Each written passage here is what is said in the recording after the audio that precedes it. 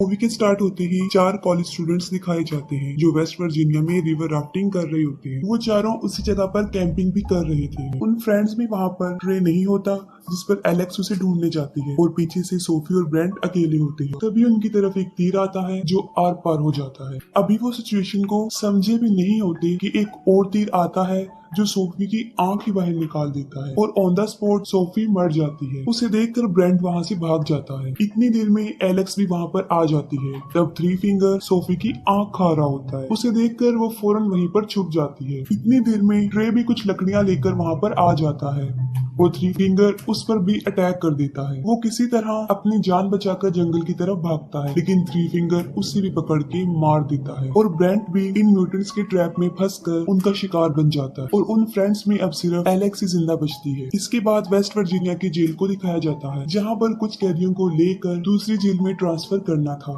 और ये जिम्मेदारी 3 पुलिस ऑफिसर्स को दी गई थी। वो टोटल कैदी 5 थी, जिनमें एक था जेविस जो माफिया ऑर्गेनाइजेशन का हेड था और ये सब कुछ उसी के लिए हो रहा था। उनका ट्रांसफर 2 हफ्ते बाद होना था, लेकिन पुलिस को ये पता चलता है कि जेविस के आदमी रास्ते में बस को हाईजैक कर सकते हैं और वो जेविस को छुड़वाकर ले जाएंगे और यही वजह है कि उन्होंने इमरजेंसी ट्रांसफर प्लान किया और साथ में अपना रूट भी चेंज कर दिया और उनका नया रूट वो खतरनाक भी था, यानी पेपर मिल रोड। वो सब कैदियों को बस में बिठाकर वहाँ से चल पड़ते हैं। रास्ते में वो एक पुलिस स्टेशन पर स्टॉप करते हैं और वहाँ पर उन्हें शेरिफ कार और डेप्यूटी लेन मिलते हैं और वहीं हमें थ्री डोज भी दिखाया जाता है जो थ्री फिंगर का नेफ्यू है और ये वही है जो पिछले पार्ट में लास्ट सीन में एक छोटा बच्चा होता है जिसे थ्री फिंगर फीड कर रहा होता है और अभी भी वो इतना बड़ा नहीं हुआ होता, लेकिन फिर भी वो ट्रैप सेटअप कर रहा होता है, लेकिन वो खुद ही ट्रैप में फंस जाता है। तब थ्री फिंगर आकर उसकी हेल्प करता है और फिर वो दोनों मिलकर उस सेटअप को बिल्कुल सेट करके वहाँ से चले जाते हैं। दूसरी तरफ वो सब पुलिस स्टेशन में कुछ देर रेस्ट करने के बाद अपनी जर्नी पर चल पड़ते हैं। पेपर मिल रोड पर चढ़ते ही एक ट्रक उनका पीछा करने लग जाता है और वो थ्री फिंगर होता है। वो ट्रक के टायर में रेजर वायर फंसाकर उसे पंक्चर कर देता है, जिससे वो बस कंट्रोल से बाहर हो जाती है और रोड से नीचे गिर जाती है। थ्री फिंगर ट्रक से उतरकर उन्हें देखने जाता है,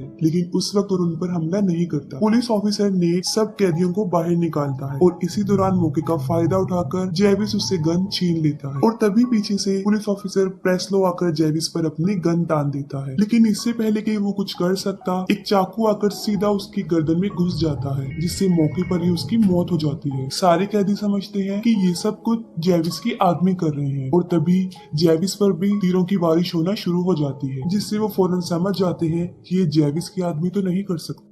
जेविस नेट को कहता है कि वो सबकी हथकड़ियों को खोल दे, जिस पर नेट उसे जवाब देता है कि चाबी तो बस के अंदर ही रह गई है और बस को पूरी तरह आग लग चुकी थी और वो किसी भी टाइम ब्लास्ट हो सकती थी। एक पुलिस ऑफिसर वाल्टर भी बस के अंदर ही होता है और जब नेट चाबियां लेने बस में जाता है तो वो बिल्कुल ठीक वक्त पर वाल्टर को वहाँ से निकाल लेता है। नेट जो चाबियां लेकर आया था वो बिल्कुल बेकार हो चुकी थी, लेकिन फिर भी जेविस उसे नहीं मारता क्योंकि उसे पता होता है कि सिर्फ नेट ही है जो उन्हें इस जंगल से निकाल सकता है। और तभी वो लोग आगे बढ़ते हैं और झाड़ियों में से एक लड़की बाहर निकलती है जो नेट पर अटैक कर देती है और वो लड़की एलेक्स थी। वो उन्हें बताती है कि यहाँ पर एक म्यूटेंट रहता है जो लोगों को मारने के बाद उन्हें खा लेता है, लेकिन कोई भी उसकी बात पर यकीन नहीं कर रहा था। हालांकि वो राफ्टिंग के बारे में भी बता चुकी थी, जिस पर जेविस उसे उनकी लोकेशन तक लेकर जाने का कहता है। उसका बात करने का अंदाज रिक्वेस्टिंग बिल्कुल भी नहीं था और वो उन्हें वहीं ले जाती है और रास्ते में उन्हें एक बस मिलती है जो बिल्कुल पलटी हुई होती है, जो पीछे से लॉक थी। जेविस नेट को उसकी कैब चेक करने के लिए भेजता है और वहाँ पर उसे उसकी चाबी और एक बंदूक मिल जाती है और वो गन वो वाल्टर को दे देता है और जब वो वैन को चेक करते हैं तो वो देखते हैं कि वो पैसों से भरी हुई है। इतने पैसे देखकर वो सब हैरान हो जाते हैं और जेविस उन्हें 2-2 बैग उठाकर वहाँ से जाने को कहता है और सब लोग 2 बैग उठा लेते हैं, लेकिन वेल्टर जख्मी था और वो बैग उठा नहीं सकता था, जिस पर जेविस उसे जबरदस्ती बैग उठाने के लिए कहता है और मौका देखकर वेल्टर जेविस को शूट करने लगता है, लेकिन बदकिस्मती से उसमें गोलियां नहीं होती। लेकिन इस बात के लिए जेविस उसे माफी नहीं देता, वो सीधा उसके सर में गोली मार देता। इस पर नेट कुछ भी नहीं कर सकता था क्योंकि वो मजबूर था। फिर जेविस सबको आगे बढ़ने को कहता है और सबसे आगे एलेक्स होती है क्योंकि वही उन सबको रास्ता बता रही थी। चलते हुए उसका पाँव एक ट्रैप पर आ जाता है, लेकिन नेट जल्दी से उसे बचा लेता है और वो ट्रैप वही था जो थ्री डोज ने सेटअप किया था और वो वहीं ही छुप कर बैठा हुआ था। तभी वही निकलकर बाहर आ जाता है और उन पर अटैक कर देता है, लेकिन जेविस उसे गोली मारकर नीचे गिरा देता है।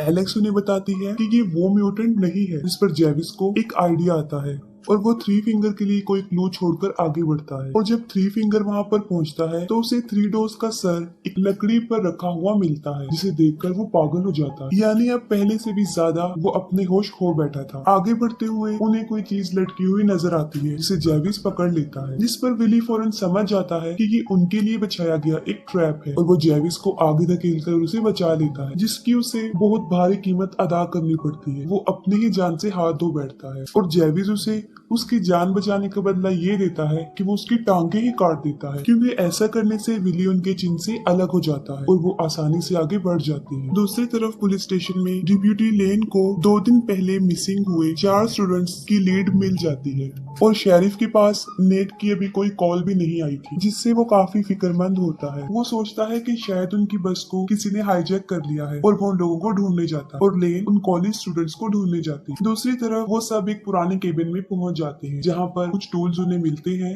और वो उसकी मदद से अपनी जंजीरों को काट देते हैं। वो थोड़ा आगे बढ़ते हैं तो वहाँ पर थ्री फिंगर का ट्रक होता है। हालांकि उन सबको पता होता है कि ये उनके लिए बिछाया गया एक ट्रैप है, लेकिन फिर भी जेविस जबरदस्ती एक कैदी क्रॉफोर्ड को आगे भेजता है। जैसे ही वो थ्री फिंगर के ट्रक के पास जाता है, थ्री फिंगर उसे रेजर वायर में फंसा कर ट्रक को वहाँ से ले जाता है और ट्रक को सड़क पर ले जाकर पूरी स्पीड से क्रॉफोर्ड को सड़क पर घसीटता है और वो इतनी शिद्दत से घसीटता है कि जब तक कि वो मर ना जाए। पीछे से मौका देकर फ्लड पर जेविस पर हमला कर देता है और तब एलेक्स और नेट वहाँ से भाग जाते हैं। जेविस फ्लड को इतना मारता है कि वो अधमरा हो जाता है। एक और कैदी उसे वहाँ पर वैसे ही छोड़कर चले जाते हैं। शेरिफ उस बस पर पहुंचकर सारी इंफॉर्मेशन को आगे ट्रांसफर कर देता है। ये करने के बाद वो अपने डॉग को लेकर नेट को ढूंढने जंगल में चला जाता है। ब्रेंडन जेविस को कहता है कि उन्हें पैसों को यही छोड़कर नेट को ढूंढना चाहिए। जेविस उसकी बात मान लेता है और पैसे को कुछ टाइम के लिए वहीं पर छोड़ देता है और आखिरकार वो नेट को ढूंढ लेते हैं। जेविस उसे मारने ही वाला होता है कि नेट उसे बताता है कि यहाँ पर एक वॉच टावर है जहाँ से हम वो किसी से कांटेक्ट कर सकते हैं। जेविस उसे आखिरी मौका देता है और फिर वो उसे वहाँ पर लेकर जाता है और जैसे ही वो सब वहाँ पर पहुँचते हैं, वो देखते हैं कि वॉच टावर जलकर बुरी तरह राख हो चुका और इसे उन तीनों म्यूटेंट भाइयों ने जला दिया था। वहाँ पर कुछ ना मिलने पर जेविस नेट को शूट करने लगता है, लेकिन बिल्कुल सही टाइम पर